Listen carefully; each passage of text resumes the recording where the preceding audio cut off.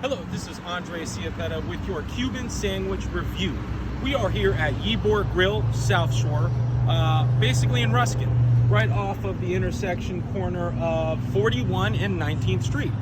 So we got their full Cuban here for $9.50, and let's try it out. Ooh, it's pretty good. Looks pretty good. Literally called it in, 10 minutes, I'm here, it's ready.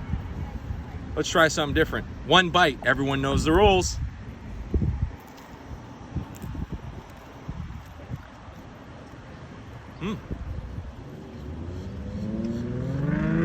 Pretty good. A lot of meat. No mojo pork though. Slightly surprising because they do that here. They do put mojo pork. They have that in other meals. But very good.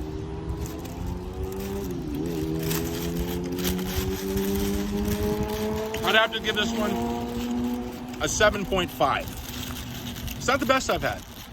It's pretty good though. It's pretty good.